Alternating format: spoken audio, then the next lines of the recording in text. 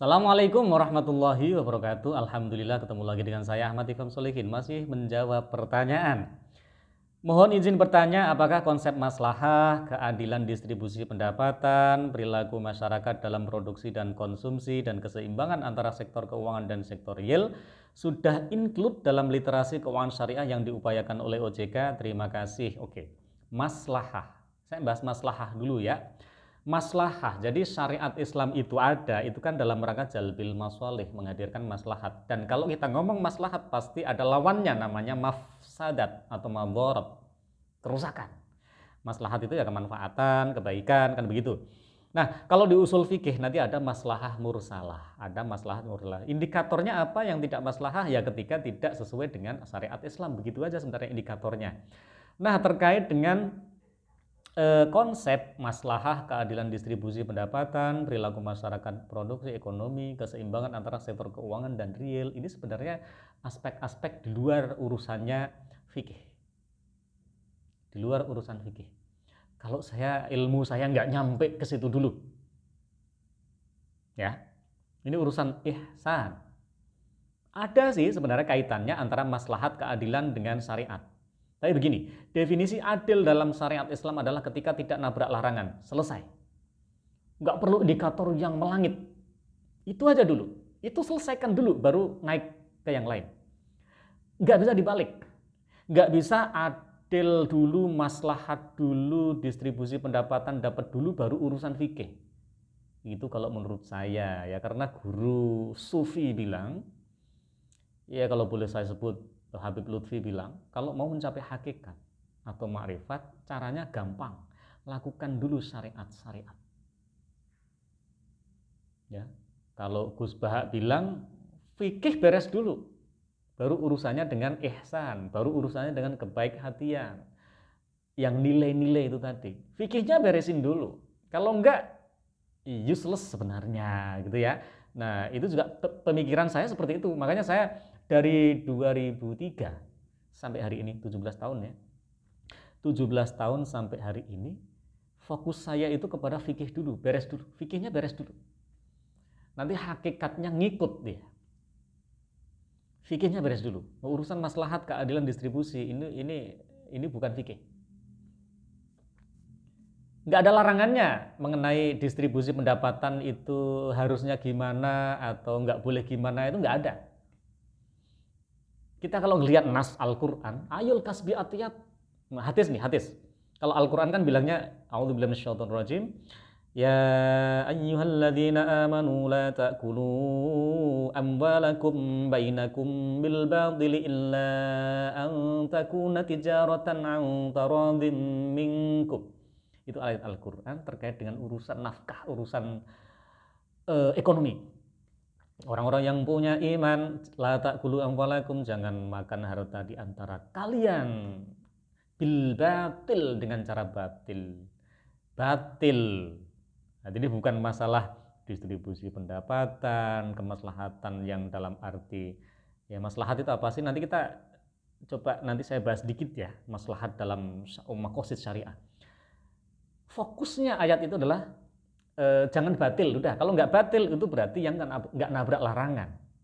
Halal haram ini urusannya. Illa antakuna tijarotan, kecuali dengan cara tijaroh. Tijaroh itu bisnis. Bisnis yang seperti apa? Yang ya tijaroh yang sesuai syariat Islam, yang nggak nabrak larangan. Antarodin minkum, baru rela sama rela. Clear dulu rukun dan syaratnya, baru rela sama rela. Fokus saya ke situ. Saya belum kepikir nih tema-tema seperti ini sebenarnya. Biar itu urusan orang lain lah, tetapi saya beresin dulu fikihnya. Rekening saya harus bebas dulu dari konven. Baru mulai bahas seperti ini, ya.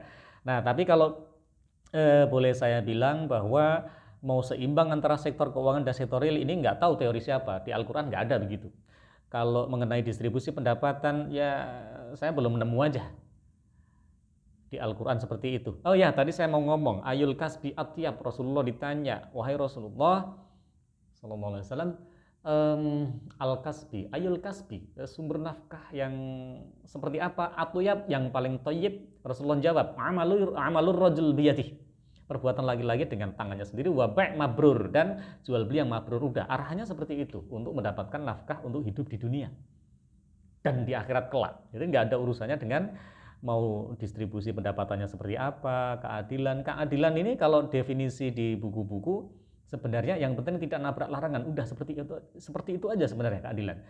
Kemaslahatan juga seperti itu. Kalau dalam maqasid syariah nanti dalam usul fiqh ya ada maslahah mursalah. Itu maqasid syariah versi Imam Ash-Shatibi, dan saya punya kitab khusus maqasid syariah versi Imam Ahmad. Yang namanya maslahah itu nanti ada mulghoh, ada mutabaroh dan lain sebagainya. Maslahat itu dikatakan maslahat ketika nggak nabrak larangan. Udah seperti itu aja. Nggak ada indikator-indikator nanti itu berarti masyarakatnya harus yang kaya segini, yang miskin segini, nanti distribusinya begini. Enggak. Maslahat mursalah adalah kemaslahatan dalam tolok ukur syariat Islam, nggak nabrak larangan. Terus ada kebaikan yang didapat. Nggak nabrak larangan, ada kebaikan yang didapat. Udah begitu. Nggak ada rumusan baku. Distribusi pendapatan seperti apa, nggak ada. Kalau saya seperti itu, gitu ya. Nah, kemudian saya lebih fokus mikirin begini, literasi keuangan syariah fikihnya dulu sebenarnya. Kalau menurut saya, yang diberesi fikihnya dulu. Nah, apakah itu sudah dilakukan OJK atau tidak? Ya ini yang jawab memang OJK yang bisa jawab. Kalau saya nggak tahu, nggak tahu karena saya bukan orang OJK. Saya nggak berwenang untuk mewakili OJK dalam hal ini. Tapi saya selama ini melakukan literasi keuangan syariah, melakukan sendiri. Fokus saya ke fikih. Karena begitu fikihnya beres, kebaikannya dapat. Fikih beres, kebaikannya dapat. Itu rumusnya seperti itu. Nggak bisa dibalik. Kalau menurut saya nggak bisa dibalik. Beresin dulu halal haramnya. Beresin dulu fikihnya, karena menjadi tidak sah. Kalau fikihnya nggak sah, kebaikan seperti apapun menjadi tidak sah. Mau sholat seperti apapun, kalau wudhunya nggak bener, nggak sah sholatnya. Ya, fikih itu urusannya fikih ya. Jadi kalau konsep maslahah ya insya Allah kita kampanyenya gimana caranya agar lembaga-lembaga keuangan bisa on the track dari sisi konsep dan praktek, tidak nabrak larangan. Udah itu aja, itu PR saya. PR kita semua untuk yang pertama kali ini sebelum ngomongin distribusi pendapatan dan lain sebagainya. Mengenai itu tadi saya ulang, keseimbangan antara sektor keuangan dan real ini saya nggak tahu. Ini rumusan dari syariat Islam nggak ada begitu, nggak ada rumusan begitu. Sehingga ya terserah lah, kalau itu mau diatur ya monggo, kalau enggak ya enggak apa-apa juga gitu ya. Yang penting kalau transaksinya udah itu di sektor real. Real dalam syariat Islam adalah ketika objek transaksinya itu sudah memenuhi rukun dan syarat, terutama di sisi objek ya. Objeknya real. Kalau jual beli barang ya ada barangnya, jual beli manfaatnya ada manfaatnya, jual beli harta ribawi ada barangnya, yang penting nggak nabrak larangan. Udah gitu aja. Itu berarti sudah maslahat, sudah adil. Perilaku produksi konsumsi ya Rasulullah nggak ngatur. Wong tadi ayul kasbi atyab. Sumber nafkah yang paling utama itu apa? Ternyata konsumsi. Jual beli itu kan konsumsi sebenarnya. Amalur rajul biyadi ya wa ba' mabrur. Enggak menyebutkan muqaradhah atau muqaradhah itu mudharabah atau investasi, enggak menyebutkan syirkah, enggak. Tapi ada hadis lain, nanti hadis dhaif, tapi tetap ini hadis yang namanya dhaif itu bisa dijadikan sebagai pedoman ya. Ketika Rasulullah di kitab Bulughul Maram ada salatsun fihinna al-barakah. 3 hal yang di dalamnya ada keberkahan. Al-bai'ila ajal, jual beli yang tidak tunai atau pakai cara utang. Bantu orang yang punya duit. Kemudian wal muqaradhah. Nah, ini investasi. Investasi. Ini kan untuk sektor produktif ya. Kemudian wa khaltul bur wasyair lil baiti la lil bai'. Ini urusan lain ya, mencampur bur dan syair untuk keperluan rumah tangga, tidak untuk keperluan diperjualbelikan. Nanti ada saya lupa ya matannya ya, di Subulus Salam di Bulughul Maram ada ya, saya akan menjadi orang yang ketiga dalam syirkah kalian. Syirkah. Jadi begini, kalau kita melihat hadis ya, proporsional aja. Tidak ditinggikan mana yang konsumsi, mana yang produksi ini lebih baik, mana enggak. Semuanya baik. Ayul kasbi atyab, sumber nafkah yang utama ternyata jual beli. Ini kan bukan sektor produksi. Tapi jual beli, kan begitu, konsumtif. Lebih ke konsumtif.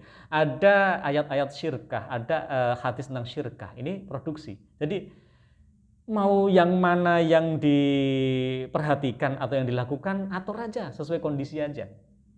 Seperti itu. Nggak ada salah satunya yang layak untuk merasa lebih baik dan layak merasa paling penting. Begitu ya. Pokoknya kita jalan aja. Yang penting apa yang kita lakukan ini halal. Insya Allah nanti semuanya ngikut. ihsannya ngikut ya, keadilannya menjadi lebih paripurna gitu ya. Ingat, keadilan tadi saya definisikan, adil dalam muamalah maliyah adalah ketika tidak nabrak larangan, itu aja. Ternyata ini urusannya dengan halal haram kan. Kalau kan nabrak larangan kan haram. Kalau nggak nabrak berarti halal, udah gitu aja.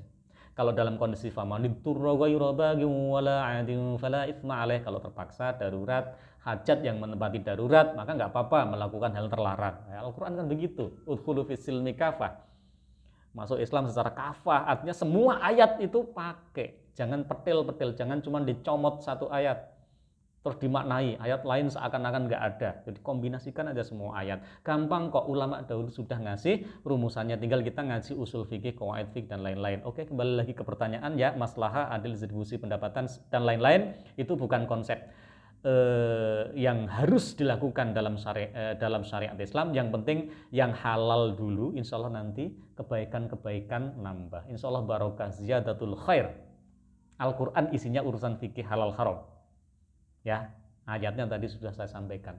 Penyempurnaan Al-Quran adalah untuk urusan halal haram ternyata. Nanti ihsan ngikut, kebaikan ngikut sendiri ya. Wallahul muwaffiq ila aqwamit thoriq. Assalamualaikum warahmatullahi wabarakatuh.